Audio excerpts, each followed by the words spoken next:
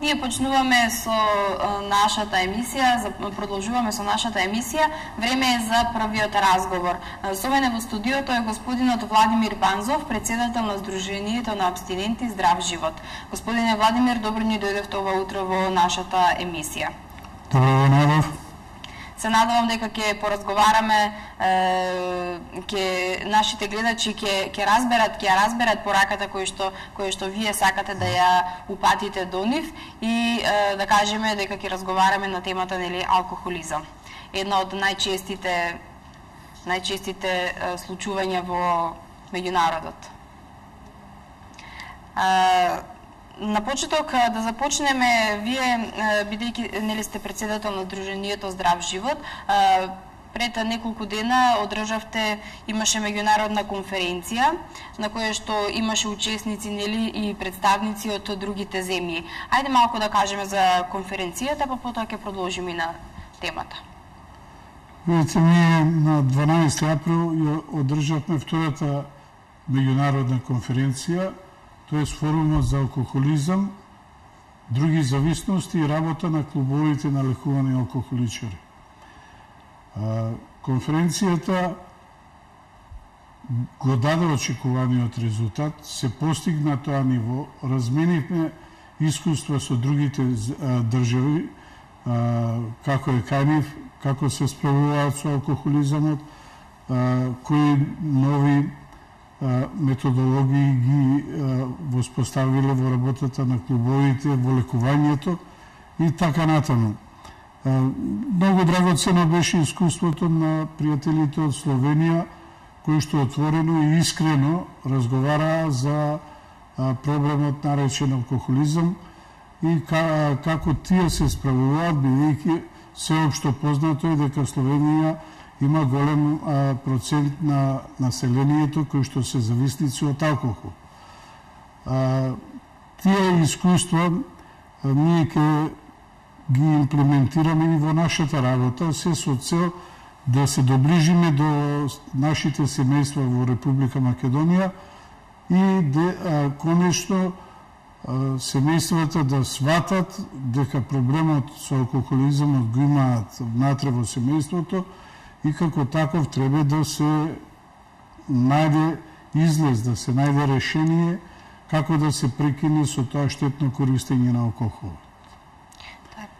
Нашето искуство, ние не сме почетници ова работа, ние сме присутни повеќе надвор на симпозиуми низ поранешната Југославија, па во Италија, во Швајцарија и во другите држави, каде што редовно посетуваме, например во градот Лињано во северна Италија, каде што секоја година, последната недела од мај месец, одиме една група од 4-5 нас да посетуваме еден курс за сензибилизација на идните кадри кои што ќе работат во клубовите.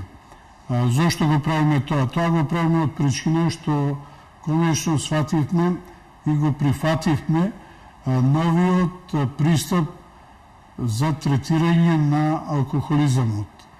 Тоа е еколошко-социјалниот пристап. Во 1985 година професорот доктор Владимир Худолин го има страмежливо презентирано и представено овој пристап на социјо-еколошкиот систем кој што треба да го одбележи 21. век. Се види дека медицинскиот пристап во 20. век не ги даде очекуваните резултати, кои што упорно тврдеа дека алкохолизамот е болест, меѓутоа на почетокот на овој милениум се докажа дека да, алкохолизамот е личен стил на живење и личен избор на поединецот. Не е проблемот само во поединецот, кој што развил, станал алкохоличар, па развил со тек на времето зависност од алкохол, туку тоа е проблем секако и на семејството.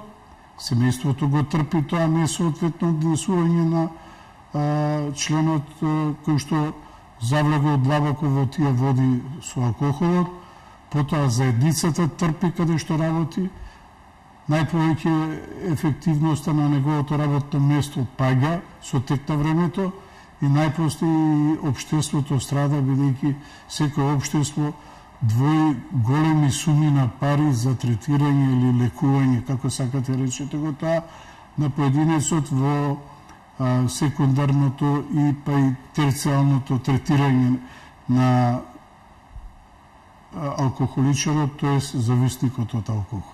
Така. Сдруженијето има и 5 клубови во Скопје. Ајде да кажеме која е нивната функција, што се прави таму, што се работи? Видите, ние како здружение постоиме веќе 11-та година. Лани прославивме. Одбележавме еден скромен јубилеј од 10 години самостојно постоење на ова здружение. Во Македонија, за жал, кога зборуваме за алкохолизмот, за клубовите, за лекувањето на зависниците и алкохоличарите, многу мало кратко внимание се посветува. Како илустрација би навел од сите досегашни актуелни министри за здравство, бидејќи во 20-тиот век, а и сега се уште влече опашка тој медицински пристап за алкохолизмот, буквата А не ја спомнаат алкохолизмот, а камоли нешто да превземат, се со цел на тие семејства, на таа заедница, на таа фирма, па на крајот и на тоа општество, да им се олесни работата и дефинитивно да се отпочне со работа во решавањето на тој акутен проблем кој што го тишти и семејството, и самиот алкохоличар, и на крајот на криштата па и општеството. Ние со нашата работа правиме убави резултати, затоа надвор не почитуваат ни ценат, исклучително, и полека таа челична завеса или тој ѕид го рушиме меѓу клучните играчи, да ја пробудиме таа политичка свест кај алкохоличарите, за да конечно сватат и тие доста беше со таа дрога, која што постигна контраефект. На крајот на криштата алкохолот е првата дрога. Да. И тука нема дилеми, значи кога веќе се ние немаме ништо против на тие што имаат проблем со легалните други, меѓутоа редно и на оваа категорија на луѓе не само да се тргнат, да се маргинализира, се оди до таму, та дори им се одземе граѓанскиот статут. Пошто тој е пијаница, алкохоличар и не знам како не ги нарекуваат. Меѓутоа забораваат дека тие сите луѓе биле некогаш креативни и има можност да ја повратат сета таа креативност и ефикасност во нивното дејствување во семејството, заедницата и надвор од тоа. Да не забораваме, многу светски луѓе биле алкохоличари и зависници од алкохол. Па твореле, па биле признати и тие работи. Додека кај нас со некаков декрет на некој поединец кој што никаква врска нема од алкохолизмот, тие се тргнати настрана, маргинализирани се, дотаму оди работата во Македонија, што и тие луѓе, медицински лица што се занимаваат со алкохолизам, се на некој начин маргинализирани и тие тргнати настрана, а они со тие се занимаваат. Не разбирате, сега да кажам, нехуман однос на Министерството за здравство. Тука треба еден цел тим да се укомпонира, за да вистински да помогнеме. Не парцијално клубот што може, клубот не може да собере членови во клубот, бидејќи некој има некаков интерес од тоа. Неадекватни стручни лица работат со алкохолизмот. Невропсихијатар, па шако е невропсихијатар, тој треба да биде алкохолог. Знам еден тим на такви доктори кои семејства ги позлатија, а резултат не постигнаа. И они сега дигаат раци, се пробавме, не оди. Бевте у клуб? Не. Што е тоа клуб? Клубот е единственото место каде што се одржува воспоставената трезвеност или абстиненција. Клубот е единственото место каде што се случуваат промените во неговото однесување на актуелниот алкохоличар или поранешен зависник, кој што сега се трансформира едноставно некако нов човек, него се враќа назад во онаа иста форма како која бил пред да стане алкохоличар. Значи, тој тогаш бил креативен, ефикасен во својата работа, и сега алкохолот го направи тоа што го направи, меѓутоа не е катастрофата, има излез, има решение. Клубот е автономен, независен, нашите клубови имаат статут на работа, кој што статут на работа и програма за работа во тековната година, кој што е заверен на нотар. Дека ние не сме политички зависни, за разлика од некои клубови во Македонија, кои што актуелна власт која ќе дојде, они тога имаат некои активности, бидејќи финансиски се поддржани. Тоа не е добро, тоа не е убаво. Овакви здруженија, овакви клубови треба да се надвор од политиката, затоа ги викаат невладини организации, цивилни организации и така натаму.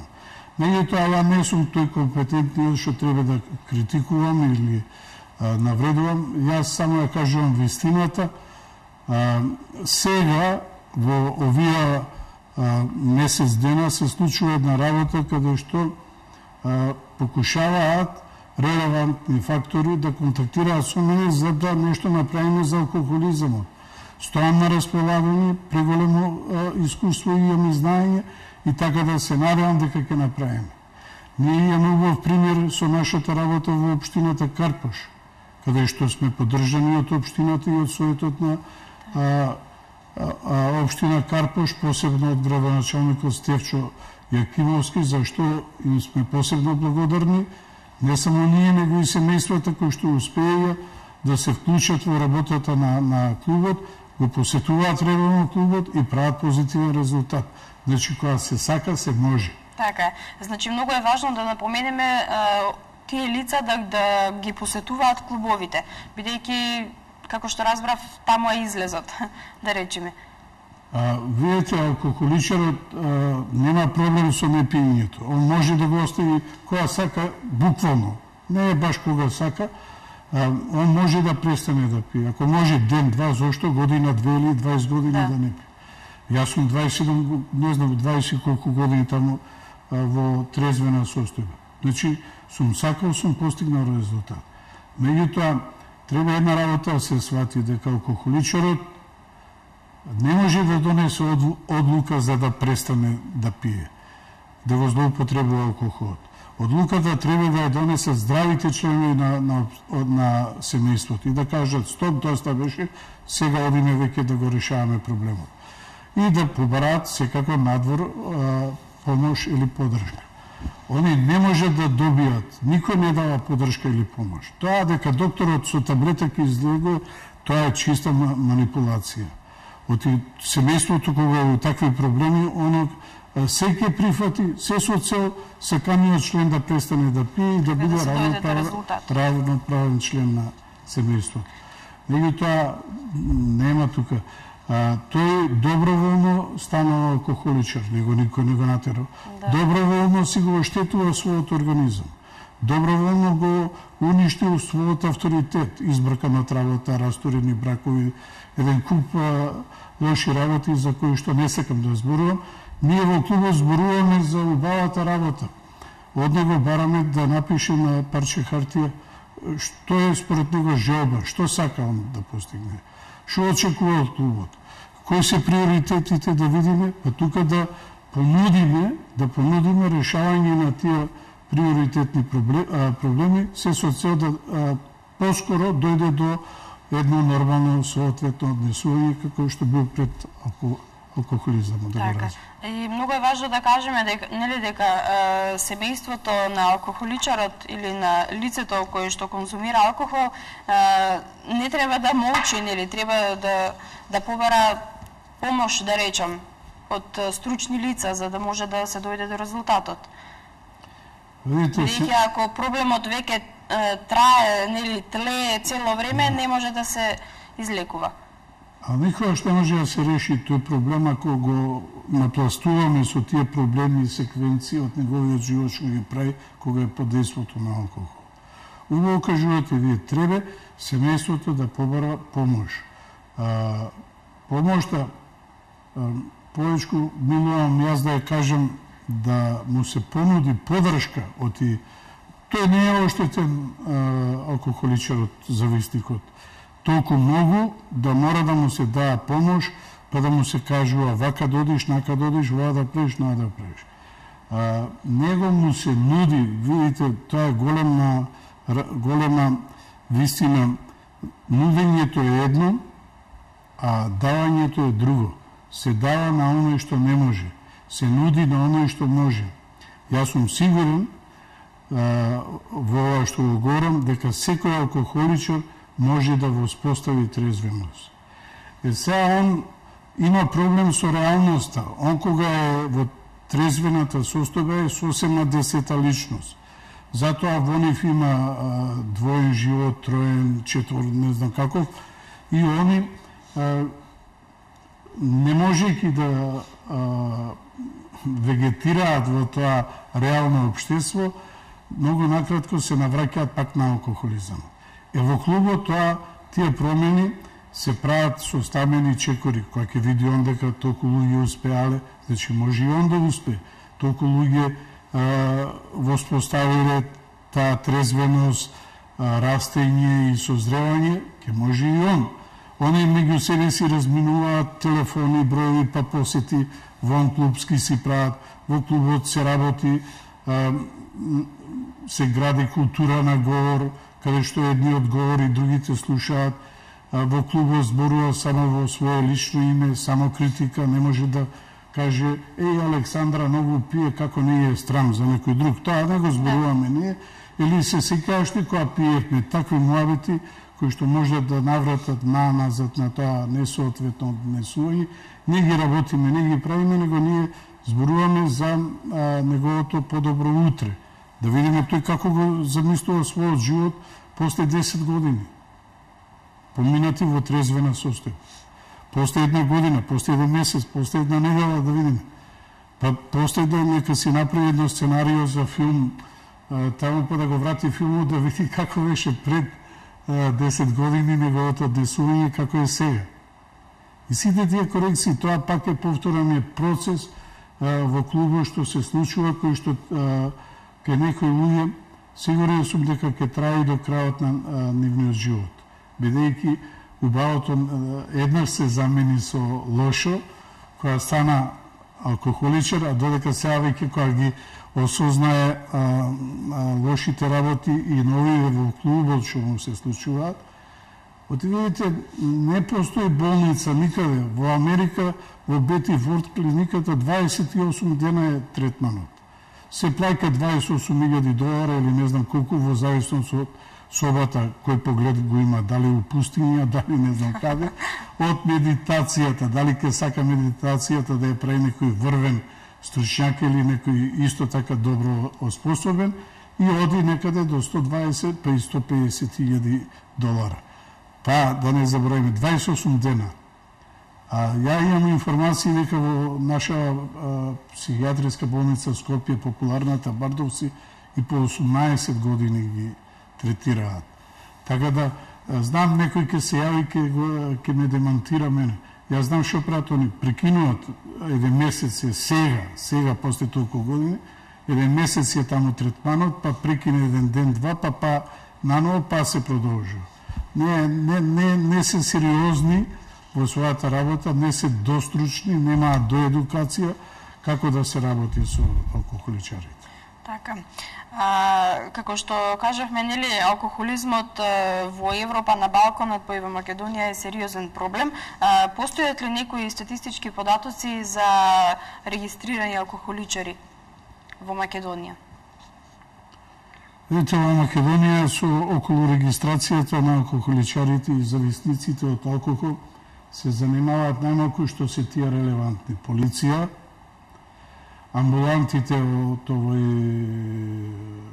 дневен третман. Меѓутоа, за жал, во Македонија не се успеа Министерството за здравство да направи централен регистер на зависници од алкохол. До ден денеска немаме ние таков регистер. Има во Србија, во сета околина што е околу нас.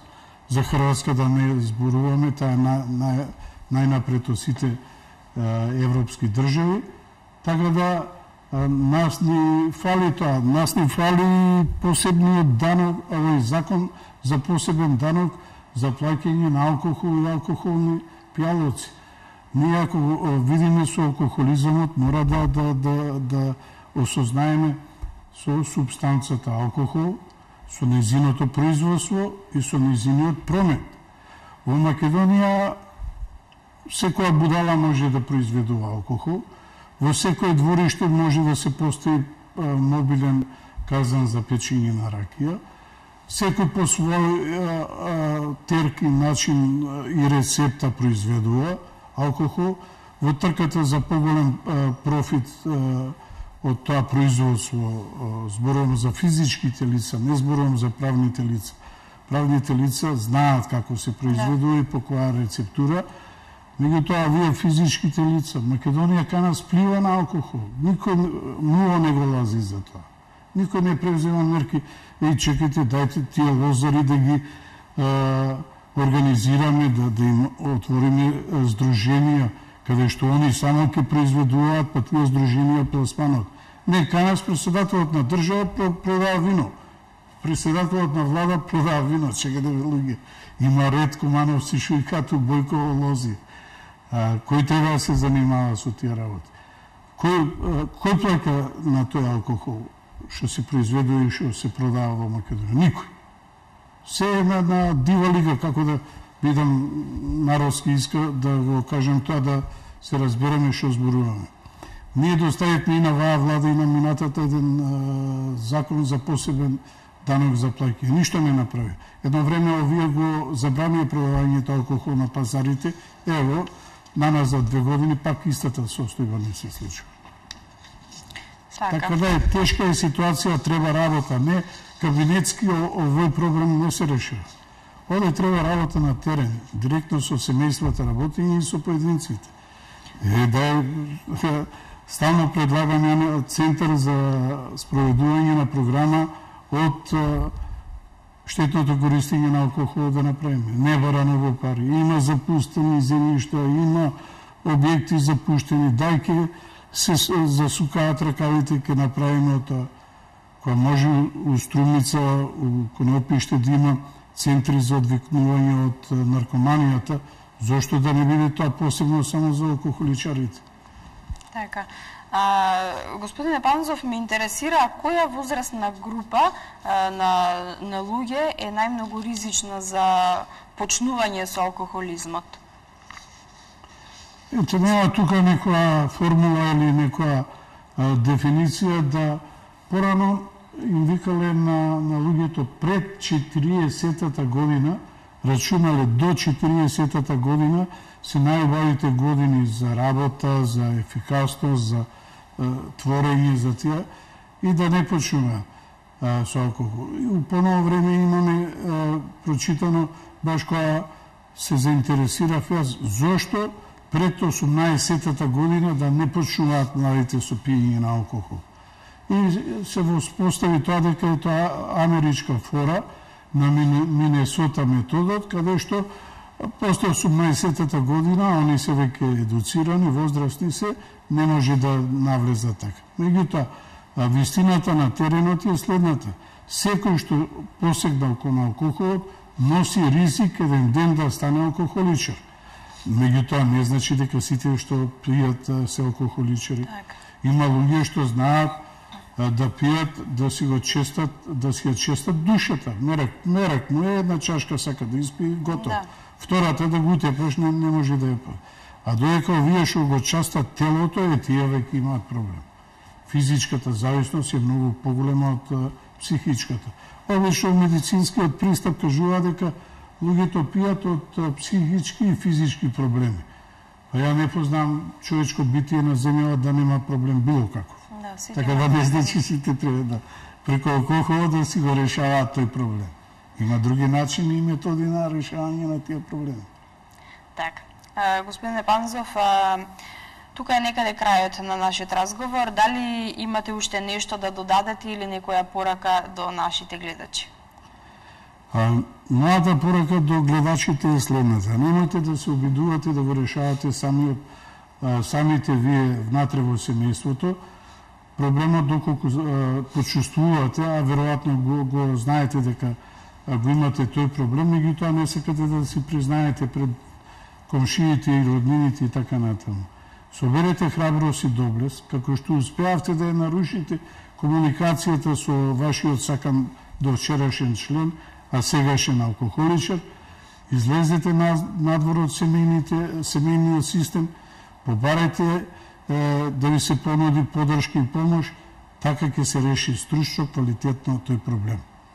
Не рачунајте дека времето е ваш сојузник. Напротив, времето кога веќе се развива алкохолизмот не е добар гостин, не е добар партнер во вашето семејство. Напротив, ден порано подобар ќе биде успехот. Така да ги поканувам, нека посетат нашата веб страна, нека го посетат клубот, нека се информираат. Не мора нашиот клуб, има и други клубови во Скопје, во Македонија. Кај ќе најдат за нив добро тло, таму нека се приволат. Меѓутоа, треба сериозност во оваа проблематика, треба компетентна, стручна работа. Ние кадар вадиме, носиме во Италија, во Опатија, во Хрватска, едуцираме кадарот, познатата летна алкохолошка школа у Мали Лош и исто ја посетуваме, така да од кадар не оскудеваме. Имаме кадар стручен кој што знае да даде одговор на тие проблеми. Битното е да се организираме, да се направиме еден тим, не само на ентузијасти, оти да не забравиме поединецот го направил алтруизмот. Не е тој туку така направен. Затоа ги повикуваме и овие одговорните, релевантните фактори, политичарите, тие се најголемата кошница за дали нив им конверира да бидат во алкохолизирана состојба нашите граѓани, поготово за време на изборите, каде што многу лесно се го даваат нивниот глас. Во оваа прилика сакам да изразам една голема благодарност на телевизија МТМ, кој што имавме долгогодишна соработка и како круна на таа соработка, оваа конференција ни послужи како еден момент да јавно го изразиме нашата благодарност и по тој повод ви ја доделувам оваа благодарница во името на Сдруженијето и членовите на Здрав живот и мислам дека ќе продолжиме таа соработка и понатаму, се со цел на семејствата кои што се во проблеми од алкохолизмот и се доближиме и тие дојдат до нас да ја чуеме нивната приказна. Многу ви благодарам и голем успех во натамошната работа. Ви благодарам и вас, господине Панзов. Драго ни е за оваа благодарница и чест и секогаш ќе имате поддршка од нас и секако соработката ќе продолжи и понатаму. Ви благодарам многу. Мене многу ми значи таа поддршка и верувам дека на адекватен начин ќе одговориме. Благодарам и јас на вас. Така, ви благодарам за денешното гостување. Се надевам дека нашите гледачи ја разбраа пораката која што сакавте вие да ја упатите. Ние, почитувани гледачи, одиме понатаму, следува кратка пауза, па потоа се враќаме повторно назад во студиото.